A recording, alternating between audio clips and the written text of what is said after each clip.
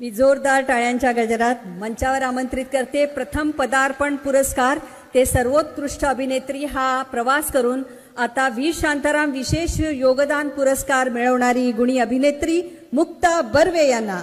मराठी नृत्याचा सन्मान, मराठी संगीताचा सन्मान, मराठी